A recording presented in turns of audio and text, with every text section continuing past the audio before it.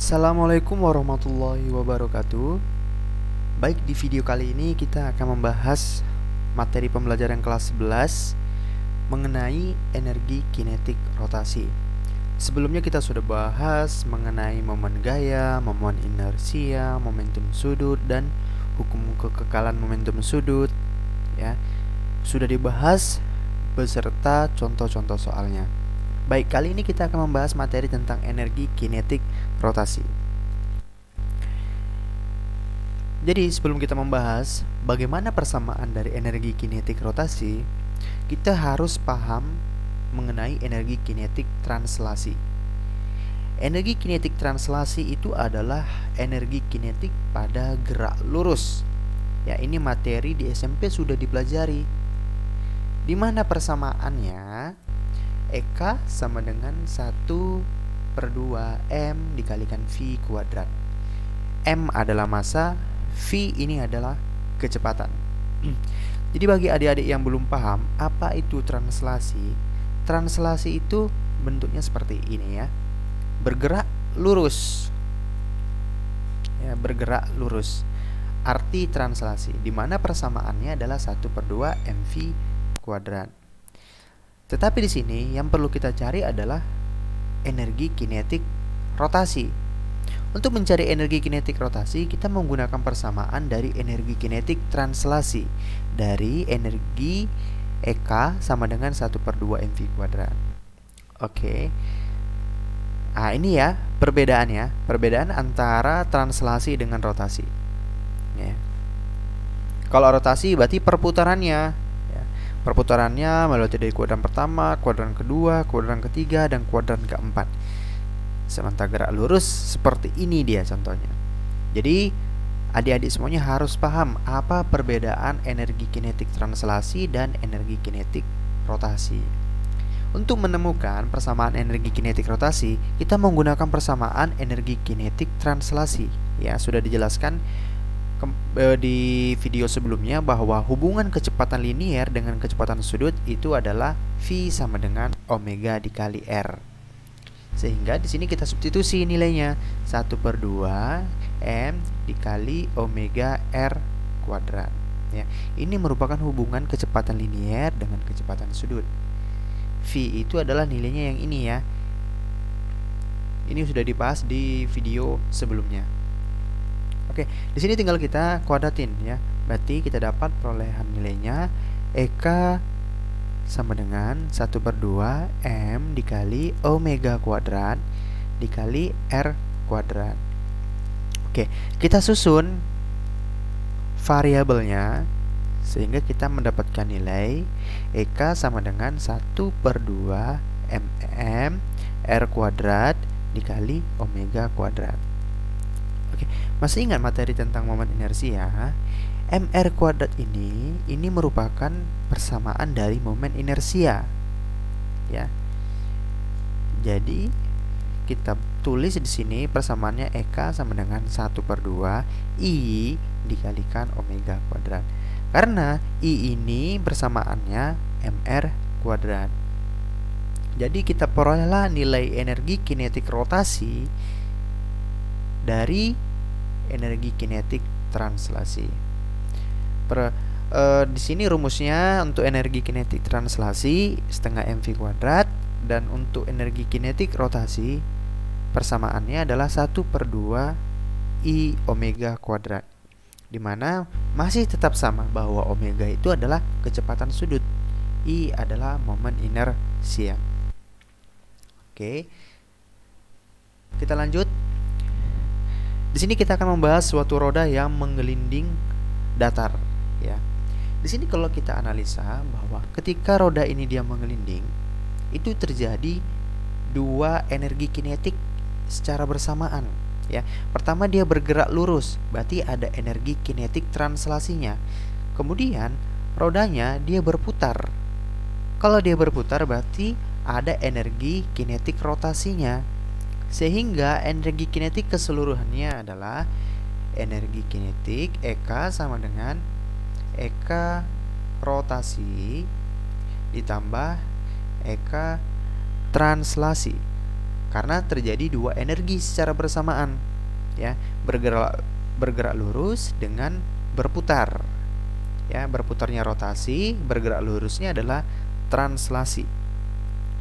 Oke, kemudian persamaannya bagaimana? Ya, tinggal kita tulis di sini Eka sama dengan 1/2 I omega kuadrat ditambah 1/2 mv kuadrat. Ya. Ini merupakan persamaan energi kinetik pada saat roda ini menggelinding dengan datar. Tetapi ada persamaan cepatnya, ya. 1/2 mv kuadrat dikali K ditambah 1. Ya. Ini merupakan cara cepat untuk mencari berapa besar energi kinetiknya. Misalnya nih, di suatu soal momen inersinya tidak diketahui berapa gitu. Tidak masalah. Yang penting kita tahu bahwa jenis bendanya tersebut apa. Apakah dia silinder pejal, apakah dia bola berongga, apakah dia bola pejal. Nilai konstanta momen inersianya teman-teman semua harus hafal. Ya, nilai K di sini adalah nilai konstantanya. Misalnya adalah silinder pejal. Silinder pejal nilai konstantanya itu adalah setengah. Nanti tinggal kita masukkan ke sini. Tinggal kita masukkan nilainya di sini. Setengah ditambah 1. Ya. Ini merupakan cara cepat untuk mengerjakan energi ketika bola atau roda menggelinding dengan datar. Oke, kita ke contoh soalnya biar lebih paham. Di sini ada suatu silinder pejal dengan jari-jari 5 cm bermasa 0,25 kg bertranslasi, ya. Jadi teman-teman semuanya harus tahu apa translasi. Translasi ini adalah gerak lurus, ya, dengan kelajuan linier 4 meter per second. Tentukan energi kinetik silinder jika selain bertranslasi, silinder juga berotasi. Berarti ada dua yang terjadi, ya, bertranslasi dan berotasi. Oke, kita tulis persamaannya. Oke, kita tulis dulu apa yang diketahui dari soal, ya.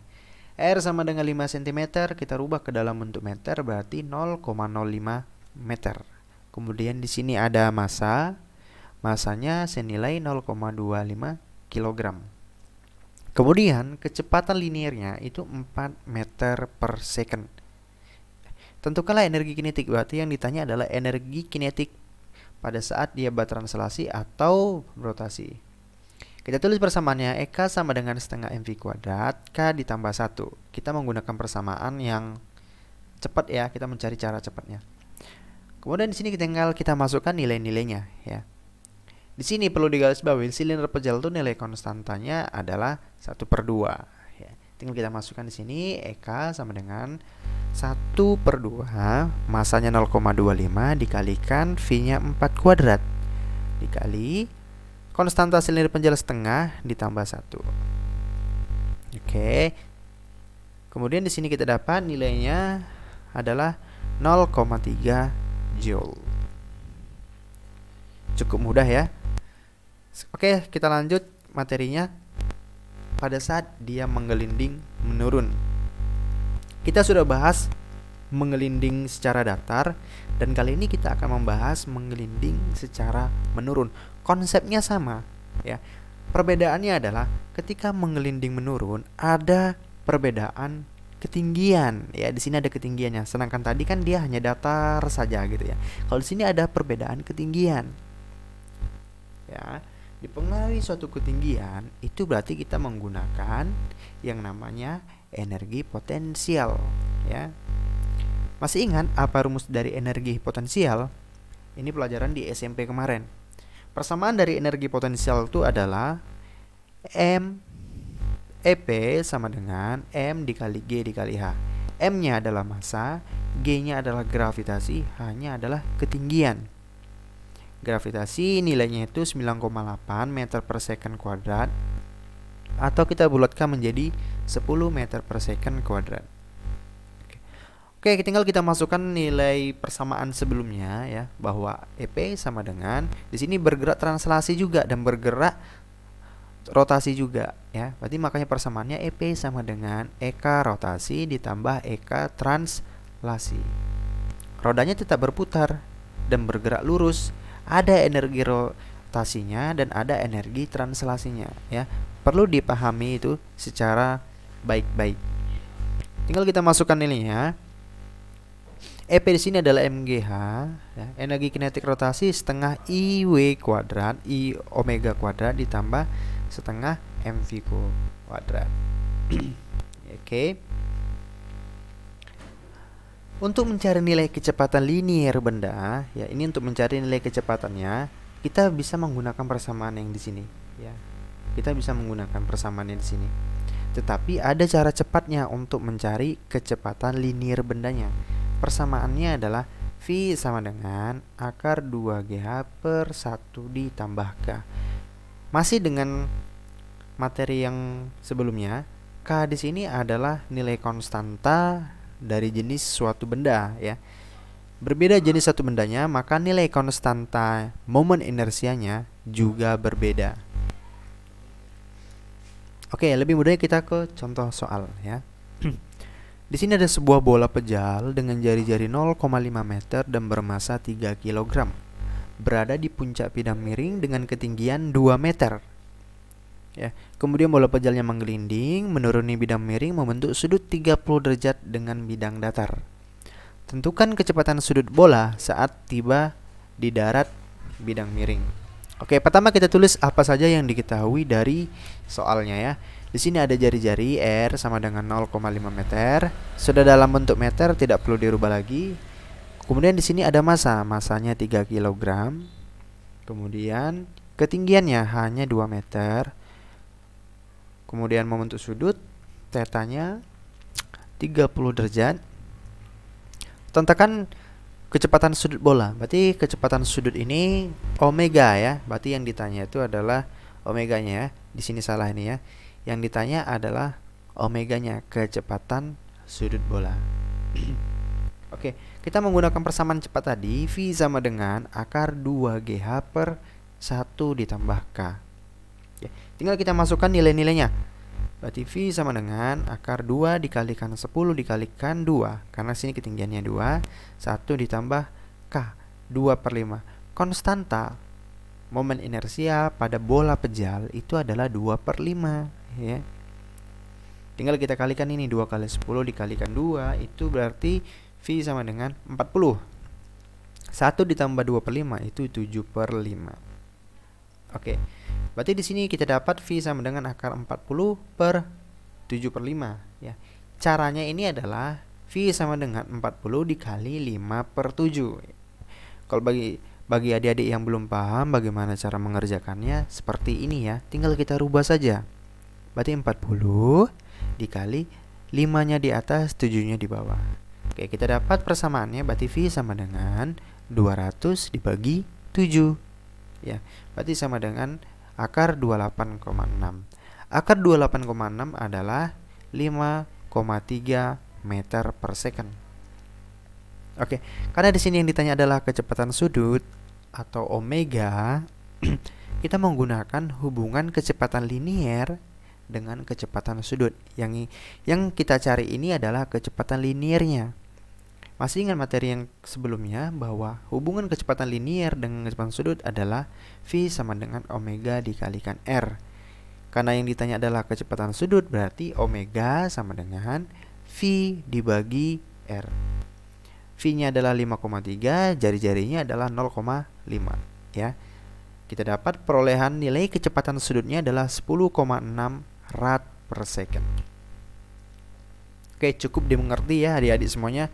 Oke, semoga video materi kita kali ini dapat dipahami oleh adik-adik semuanya. Terus belajar, terus berusaha. Insya Allah apa yang kita pelajari akan mudah dipahami. Oke, saya tutup materi kita di video kali ini. Assalamualaikum warahmatullahi wabarakatuh.